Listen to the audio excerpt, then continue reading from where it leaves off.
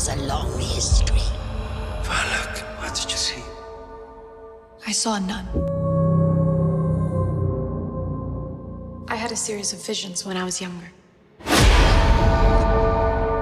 What?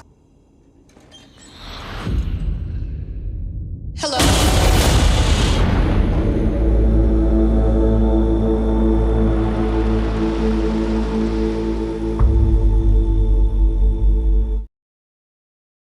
The Nun adalah salah satu film horor dalam The Conjuring Universe. Film The Nun ini dibuat untuk memperkenalkan asal mula iblis yang bernama Valak yang sempat muncul di film The Conjuring. Valak sendiri dalam film ini digambarkan sebagai iblis yang berwujud biarawati. Film ini mengambil setting di tahun 1952, yang berarti cerita film The Nun ini masuk ke urutan paling pertama dari seluruh film dalam The Conjuring Universe.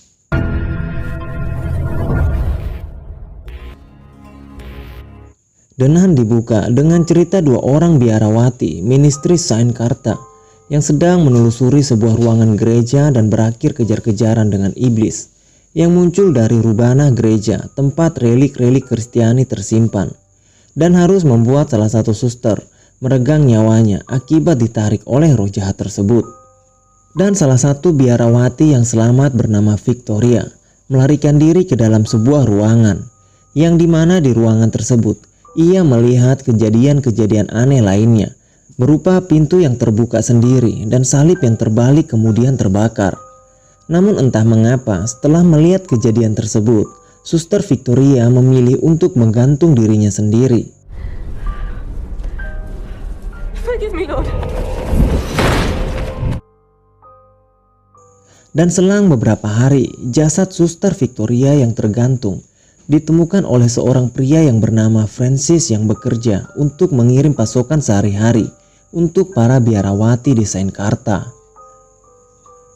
Kabar tentang seorang biara yang gantung diri itu pun sampai ke telinga Vatikan, yang tentu saja membuat Vatikan harus mengambil sebuah tindakan. Pihak Vatikan yang telah mengetahui hal tersebut lantas mengirim seorang pastor bernama Burke untuk menginvestigasi kasus tersebut. Dan pihak Vatikan pun memasangkan seorang biarawati muda yang bernama Irene yang masih dalam masa training di bawah arahannya untuk membantu investigasi tersebut. Singkat cerita, mereka berdua pun berangkat ke Romania, tempat seorang biarawati gantung diri untuk mengunjungi Saint Karta. Sesampainya di Romania, mereka bertemu dengan seorang pemuda peternak yang bernama Francis yang berbaik hati mengantar mereka ke lokasi biara Saint Karta. Setibanya di sana, Francis membawa mereka ke sebuah ruangan pendingin yang di dalamnya terdapat jenazah seorang wanita, yang ternyata jenazah tersebut adalah jenazah Suster Victoria yang sengaja diletakkan di situ oleh Francis saat pertama kali menemukan jenazahnya untuk mengawetkan jasad dari Suster Victoria ini. Dan tak lama setelah itu, mereka menemukan sebuah kunci yang masih digenggam oleh jasad Suster Victoria. Father, what is it? Saat akan menyelidiki kasus kematian Victoria, tiba-tiba mereka dikejutkan oleh sosok seorang wanita yang mengaku sebagai kepala biara di Saint Karta. Berhubung hari sudah malam, kepala biara tersebut tidak memperbolehkan mereka untuk mondar-mandir ke sana kemari, karena malam itu merupakan masa hening untuk para biarawati yang tinggal di sana. Hal tersebut membuat baik Pastor Burke dan Suster Irene terpaksa harus menginap di salah satu bangunan biara tersebut. Akan tetapi Francis memilih untuk kembali pulang sendirian, karena ia merasakan ada hawa jahat di biara tersebut. Dan saat di jalan pulang, Francis tiba-tiba diserang oleh entitas iblis yang hampir membunuh dirinya. Namun beruntung, Francis mampu kabur dari iblis tersebut dengan mencabut sebuah nisan yang berbentuk salib.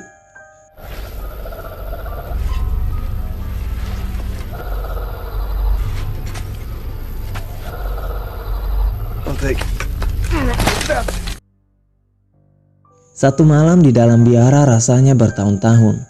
Pastor Burke yang nekat menyelidiki biara di tengah malam malah tertimpa sial. Ia tiba-tiba diserang oleh entitas iblis lainnya yang tidak suka dengan keberadaan Pastor Burke.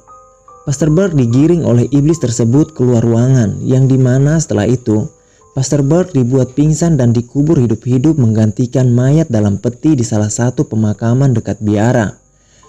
Beruntung Suster Irene bisa membantu Pastor Burke keluar hidup-hidup dari dalam kubur tersebut.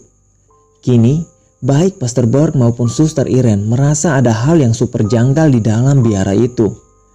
Ini membuat mereka berdua jadi curiga atas kematian Victoria. Apa jangan-jangan ada hubungannya dengan kekuatan gaib yang menimpa Pastor Burke?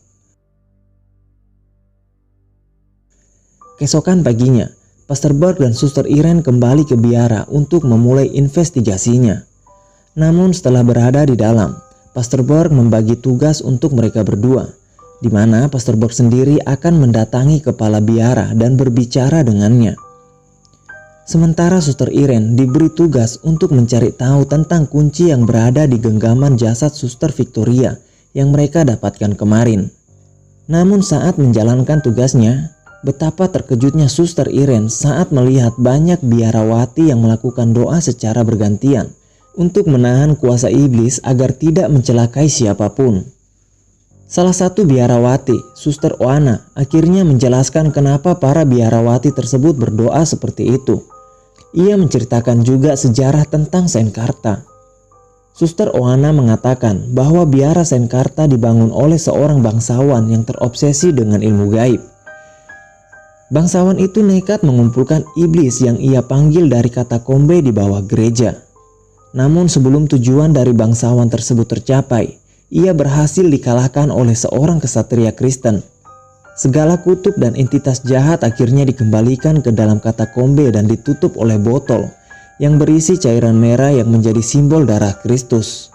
Namun naas, saat Perang Dunia Kedua dimulai, botol itu lepas membuat katakombe terbuka lagi, sehingga segala hal jahat menyebar di dalam biara tersebut. Hell used him to open a gateway.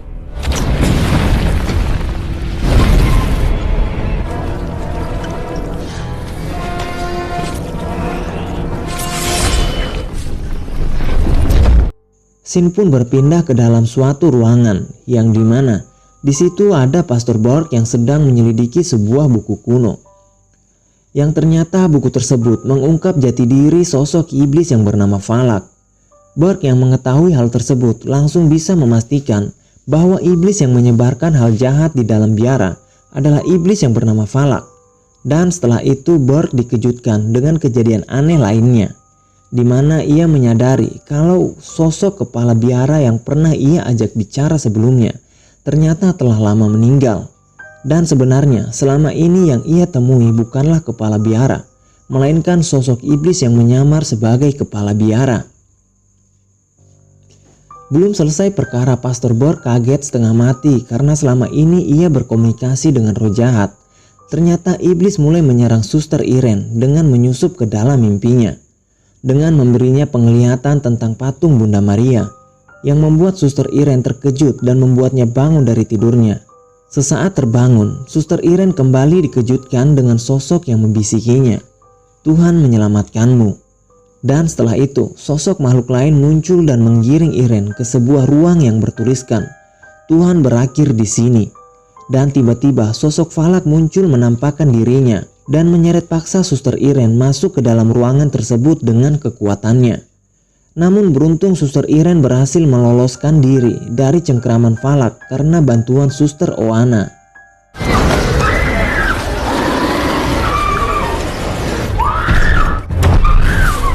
Saat sempat lepas dari cengkraman Valak, Suster Irene diajak oleh Suster Oana ke sebuah ruangan doa untuk bergabung dengan para biarawati lainnya yang sedang berdoa secara bergantian guna menjauhkan dari segala kuasa iblis. Namun saat berdoa, Suster Irene mendapat penglihatan mengenai alasan kenapa Suster Victoria menggantung dirinya. Suster Victoria melakukan itu karena ia tidak mau Valak merasuki dirinya dan membuat tubuhnya sebagai media untuk melakukan dan menyebarkan kejahatan. Akhirnya Suster Victoria memilih gantung diri dan mengambil nyawanya sendiri sebelum Valak yang mengambilnya. Setelah mendapat penglihatan tersebut, Suster Irene dibuat kaget lagi karena ternyata selama ini hanya dialah yang berdoa sendiri. Seluruh biarawati yang ada dengannya sudah meninggal sekian lama.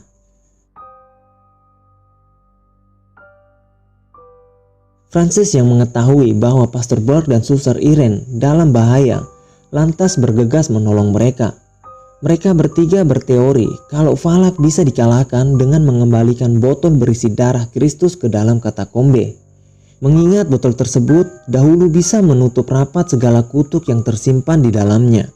Mereka akhirnya mencoba membuka katakombe tersebut dengan kunci yang ditemukan dari jenazah Suster Victoria.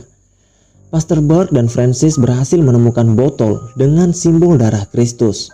Namun Irene terjebak di sana dengan Valak yang mau merasukinya. Beruntung sebelumnya botol berisi darah Kristus tersebut sudah sempat diberikan pada Irene oleh Francis. Irene lantas menggigit botol tersebut sampai pecah dan menyemburkan darah Kristus tepat di muka Valak, sehingga Valak kalah dan hilang. Semua dianggap berakhir baik. Francis bahkan sempat memberitahu nama aslinya pada Irene, bahwa dirinya adalah Maurice. Pastor Burke dan Irene tidak tahu bahwa ternyata Maurice ini sudah dirasuki oleh Valak. Dan ternyata Valak tidak pernah benar-benar pergi.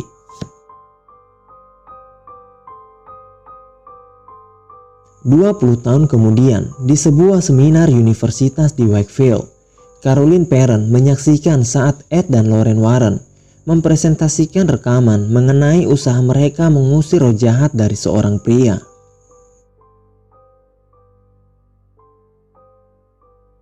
Sebenarnya, ketika saya menonton film The Nun ini, saya bingung mau berkomentar soal apa dan fokusnya tentang apa. Jika kita berpandangan menurut ilmu demonologi dan eksorsisme, film ini malah terkesan ngawur menurut saya. Mungkin setting ceritanya dibuat semenakutkan mungkin. Hal-hal ganjil kita temukan di cerita awal-awal. Darah di tangga yang semakin hari bertambah alih-alih mengering. Pemandangan pekarangan yang penuh kuburan bernisan salib besar. Suara kerincing-kerincing lonceng dari setiap kuburan. Semua itu ditunjukkan untuk membangun kengerian kita. Supaya kita menyaksikan kemunculan Valak dengan mengkeret di tempat duduk masing-masing. Hanya saja kita malah menjadi penasaran. Alih-alih mengekspansi asal-usul Valak, yang mana seharusnya itu yang disajikan di film ini sebagai alasan untuk mengetahui asal dari si iblis ini. Tetapi film ini malah berfokus ke misteri biara itu sendiri. Penjelasan mengenai Valak hanya disebutkan dalam satu adegan saja, yang dimana tokoh pastor yang sedang membaca informasi di sebuah buku kuno. Sisanya hanya aksi kejar-kejaran dengan si iblis. Apalagi ada satu scan di mana hantu yang bisa dikalahkan dengan ditembakkan senjata api. Malah terkesan seperti menonton film aksi ala film-film zombie. Tidak ada peraturan yang jelas soal setan dalam film ini. Kenapa mereka bisa terluka oleh peluru biasa? Apakah mereka setan yang berdarah daging seperti manusia? Menurutku ini malah terkesan ngawur. Di mana dalam ilmu demonologi sendiri mengatakan kalau iblis atau setan adalah roh murni yang tidak memiliki fisik. Jadi bagaimana mungkin makhluk yang tidak memiliki fisik bisa terluka dengan benda yang memiliki fisik? Satu-satunya sekuen yang nyambung dengan demonologi dan eksorsisme hanya ada di sekuen terakhir saja, di mana Ed Warren dan Lorraine Warren yang terlihat sedang mempresentasikan tentang indikasi hadirnya roh jahat pada diri manusia. Sisanya ya terkesan ngawur. Dan lagi pada satu sekuen kita akan diperlihatkan tubuh yang sudah mengeriput seperti mumi. Lalu mayat itu bangkit menyerang Irene dan seketika kita melihat wujud si setan itu tidak lagi keriput. Dia seperti sosok yang berbicara kepada Irene di adegan sebelumnya. Dan kemudian setan kalah dengan dibakar. Tidak benar-benar jelas dalam film ini apa yang sebenarnya mereka hadapi. Pertempuran terakhir dengan Valak pun malah terkesan sangat lucu. Saat menonton film The Nun ini, saya jadi teringat dengan sebuah film yang berjudul End of Days tahun 1999, yang dimana sang tokoh dalam film End of Days ini melawan penghulu setan dengan senjata api. Kemudian setan yang menyamar jadi orang itu berubah ke wujud aslinya menjadi makhluk yang sangat jelek.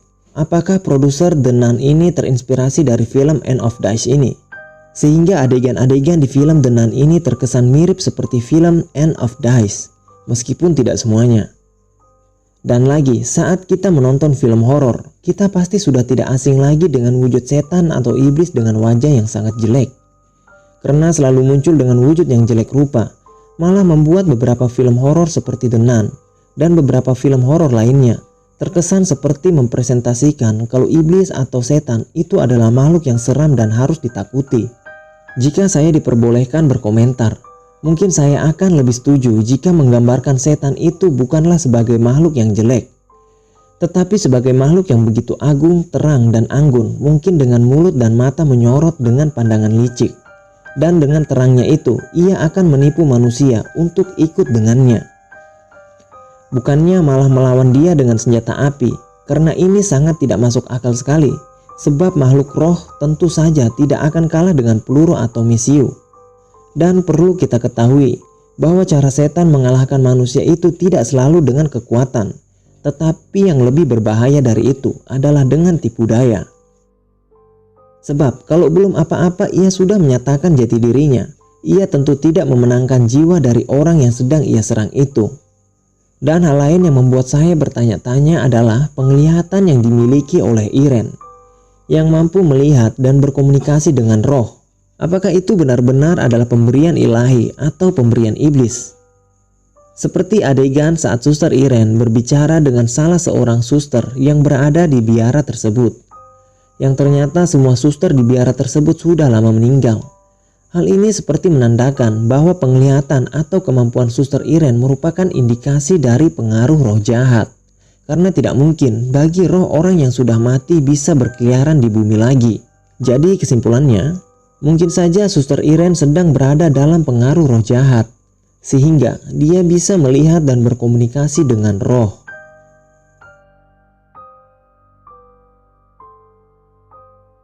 Mungkin sekian dulu untuk episode kali ini. Saya Bang Ber, pamit undur diri. Maaf jika ada perkataan yang salah. Jika ada yang mau dikoreksi, silakan tinggalkan itu di kolom komentar. Terima kasih sudah menonton video ini dan sampai jumpa di video selanjutnya.